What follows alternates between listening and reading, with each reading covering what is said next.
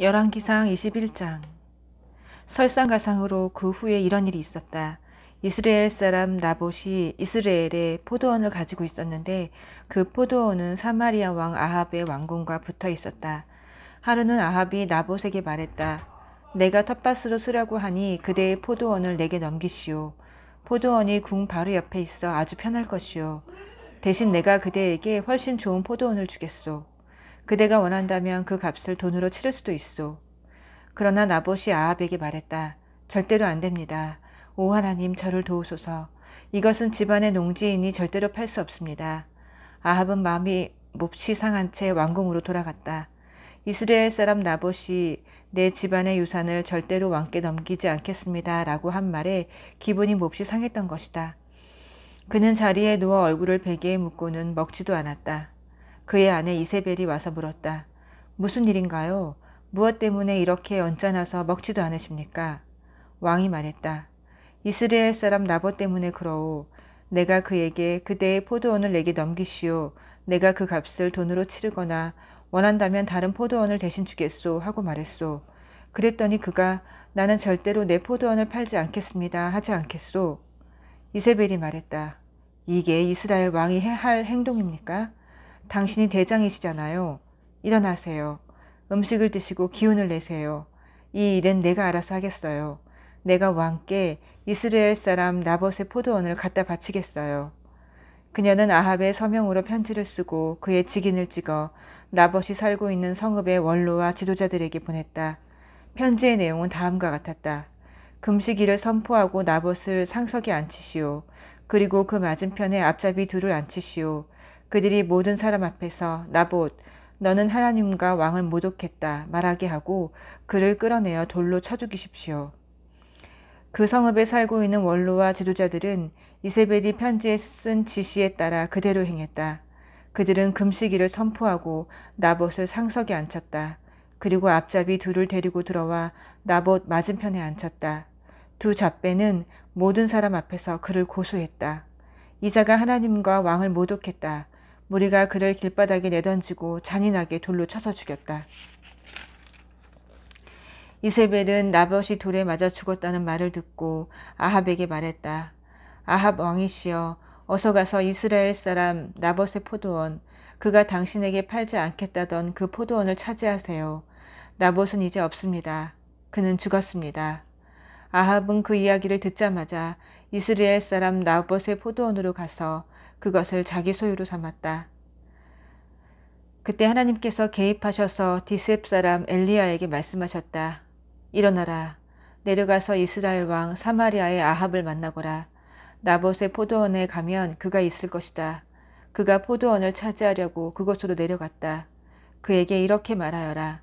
하나님의 말씀이다. 이게 무슨 짓이냐. 처음에는 사람을 죽이더니 이제는 도둑질까지 하였느냐? 또 그에게 말하여라. 하나님의 판결이다. 개들이 나봇의 피를 핥아먹은 바로 그 자리에서 내 피를 핥아먹을 것이다. 그렇다. 내 피다. 아합이 엘리야에게 말했다. 이 원수야. 그래, 내가 또 나를 찾아왔구나. 그렇습니다. 이렇게 또 찾아왔습니다. 엘리야가 말했다. 왕께서 하나님을 거역하고 악을 일삼고 있기에 이렇게 왔습니다. 내가 반드시 내게 파멸을 내려 내 자손을 완전히 묵사발로 만들고 아합의 이름과 조금이라도 연관된 한심하고 비열한 남자들을 모조리 죽일 것이다. 내가 느밧의 아들 여로보암과 아히야의 아들 바하사에게 닥친 것과 똑같은 운명을 내게 내릴 것이다. 내가 이스라엘로 죄를 짓게 하여 나를 이렇듯 진노하게 만들었다. 이세벨에 관해서는 하나님께서 이렇게 말씀하셨습니다. 온 이스라엘의 개들이 이세벨의 살점을 서로 먹으려고 다툴 것이다. 누구든지 아합 가운데 속한 자는 성읍 안에서 죽으면 떠돌이 개들에게 먹힐 것이고 들판의 시체들은 썩은 고기를 먹는 까마귀의 밥이 될 것이다. 아내 이세벨에게 떠밀려 하나님을 공공연히 거역한 아합은 대대적으로 악을 일삼았고 이전에 누구보다도 악했다. 그는 하나님께 일찍이 이스라엘 영토에서 쫓아낸 아모리 사람을 본받아 우상을 섬기며 극악한 음란에 빠졌다. 엘리야의 말을 들은 아합은 자기 옷을 갈기갈기 찢고 회개의 굵은 베옷을 입고 금식했다. 그는 잠잘 때도 굵은 베옷을 입었다. 그리고 생쥐처럼 소리 없이 가만가만 다녔다. 그러자 하나님께서 뒷셉 사람 엘리야에게 말씀하셨다. 아합이 회개하여 공손해진 것이 보이느냐? 그가 회개했으므로 그의 생전에는 파멸을 내리지 않겠다. 그러나 아합의 아들이 그 일을 당할 것이다. 22장. 그들은 3년 동안 평화를 누렸다. 아람과 이스라엘 사이에 싸움이 없었다. 3년째 되던 해에 유다의 여호사밧 왕이 이스라엘 왕을 찾아갔다. 이스라엘 왕이 자기 신하들에게 말했다. 길르앗에 있는 라못은 우리 땅인데도 아람 왕에게서 그 땅을 빼앗지 않고 그저 바라만 보고 있는 것을 경들은 알고 있소? 그리고 그는 고개를 돌려 여호사밧에게 말했다. 나와 함께 길르앗 라못을 치러 가시겠습니까? 여호사밧이 말했다. 물론입니다. 나는 끝까지 왕의 편입니다. 내 군대는 왕의 군대고 내 말들도 왕의 것입니다. 그가 말을 이었다. 하지만 무슨 일이든 시작하기 전에 하나님의 인도하심을 구해야 합니다.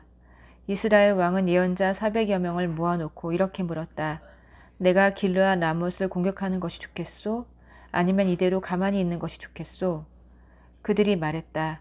공격하십시오. 하나님께서 길르앗 라못을 왕에게 넘겨주실 것입니다. 그러나 여호사밧은 머뭇거렸다. 이 근처에 우리가 의견을 들을 만한 하나님의 예언자가 또 있습니까? 이스라엘 왕이 여호사밧에게 말했다.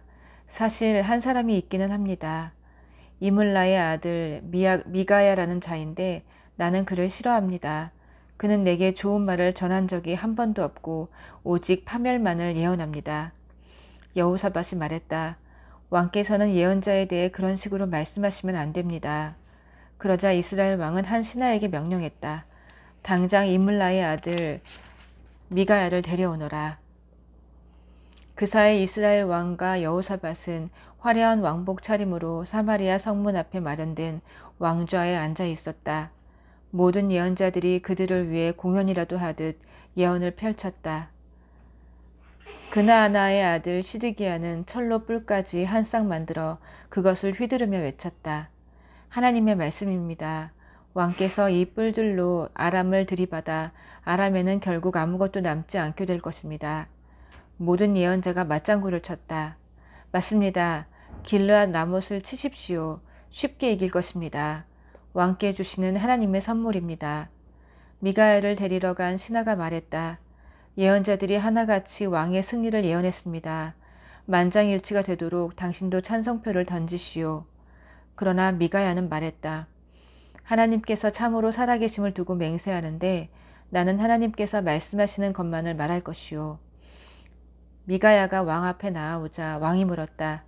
미가야여, 우리가 길르앗 라못을 공격하는 것이 좋겠소? 아니면 가만히 있는 것이 좋겠소? 미가야가 말했다. 공격하십시오. 쉽게 이길 것입니다. 왕께 주시는 하나님의 선물입니다. 왕이 말했다. 잠깐.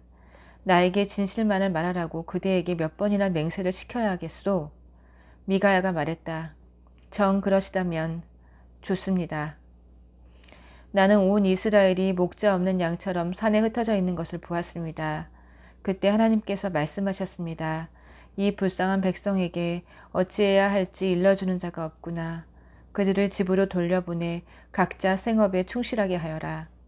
그러자 이스라엘 왕이 여호사밧을 보며 말했다. 보십시오. 내가 뭐라고 했습니까? 이 자는 내게 하나님의 좋은 말씀은 전하지 않고 오직 파멸만을 전할 뿐입니다. 미가야가 말을 이었다. 아직 끝나지 않았습니다. 하나님의 말씀을 들으십시오. 나는 하나님께서 왕좌에 앉아 계시고 하늘의 모든 군대가 그분의 오른쪽과 왼쪽에 늘어서 있는 것을 보았습니다. 하나님께서 말씀하셨습니다. 우리가 어찌하면 아합을 꿰어 길르앗 라못을 공격하게 할 수 있겠느냐? 그러자 누구는 이렇게 말하고 누구는 저렇게 말했습니다. 그때 한 천사가 담대히 나서서 하나님 앞에 서서 말했습니다. 제가 그를 꿰어내겠습니다. 그래? 어떻게 꿰어내려느냐? 하나님께서 말씀하셨습니다. 쉽습니다. 그 천사가 말했습니다. 모든 예언자들을 시켜 거짓말을 하게 하겠습니다. 그러면 되겠구나. 하나님께서 말씀하셨습니다. 어서 가서 그를 꿰어라. 그래서 그대로 되었습니다. 하나님께서 왕의 꼭두각시 예언자들의 입에 꿰는 거짓말을 가득 채우셨습니다. 하나님께서 왕의 파멸을 선고하셨습니다. 바로 그때 그나아나의 아들 시드기야가 다가와 미가의 얼굴을 치며 말했다.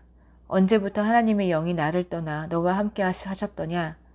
미가야가 말했다. 내가 곧 알게 될 것이다.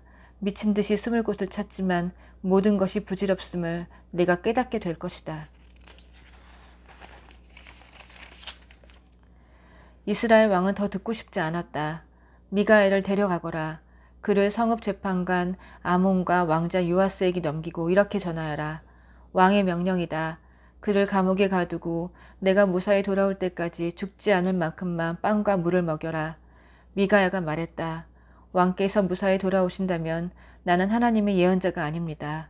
그리고 덧붙였다. 백성들이여, 일이 이루어지거든 이 말을 어디서 들었는지 잊지 마십시오.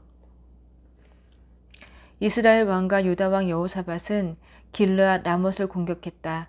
이스라엘 왕이 여호사밧에게 말했다. 나는 변장하고 전쟁터에 들어갈 테니 왕은 내 왕복을 입으십시오. 이스라엘 왕은 변장하고 전쟁터에 들어갔다. 한편 아람 왕은 자신의 전차 지휘관 32명에게 명령했다. 다른 자들은 신경 쓰지 말고 오직 이스라엘 왕만 쫓아라. 전차 지휘관들은 여호사밧을 보고 저기 있다, 이스라엘 왕이다 하며 쫓아갔다. 여호사밧이 소리를 지르자 전차 지휘관들은 그가 이스라엘 왕이 아니고 엉뚱한 사람이라는 것을 알아차렸다. 그들은 그를 놓아주었다. 바로 그때 누군가가 무심코 쏜 화살이 이스라엘 왕의 갑옷 이음새 사이에 꽂혔다. 왕이 전차병에게 말했다. 방향을 돌려라. 내가 부상을 입었으니 여기서 빠져나가자. 싸움은 온종일 치열하게 계속되었다. 왕은 전차 안에 기대어 앉은 채로 싸움을 지켜볼 수밖에 없었다. 그는 그날 저녁에 죽었다. 그의 상체에서 흐르는 피가 전차 안에 가득 고였다. 해질 무렵에 군사들 사이에 명령이 울려 퍼졌다. 진을 버리고 집으로 돌아가라. 왕이 운명하셨다. 사람들은 왕을 사마리아로 데려가 그곳에 묻었다. 그들은 그곳 성읍의 창녀들이 목욕하는 사마리아 연못에서 왕의 전차를 씻었는데 하나님께서 말씀하신 대로 개들이 피를 핥아먹었다. 아합의 나머지 생애, 그가 행한 모든 일과 그가 지은 상하궁전, 그가 세운 성읍, 그가 구축한 방어체제에 관한 기록은 이스라엘 왕 연대기에 모두 남아있다. 그는 가족묘지에 묻혔고 그의 아들 아히시아가 뒤를 이어 왕이 되었다. 이스라엘의 아합 왕 4년에 아사의 아들 여호사밧이 유다의 왕이 되었다. 그는 왕이 되었을 때 35살이었고 예루살렘에서 25년 동안 다스렸다. 그의 어머니는 실히의 딸 아수바다. 여호사밧은 아버지 아사가 걸어간 길에서 멈춰 서거나 벗어나지 않고 그의 삶으로 하나님을 기쁘게 해드렸다.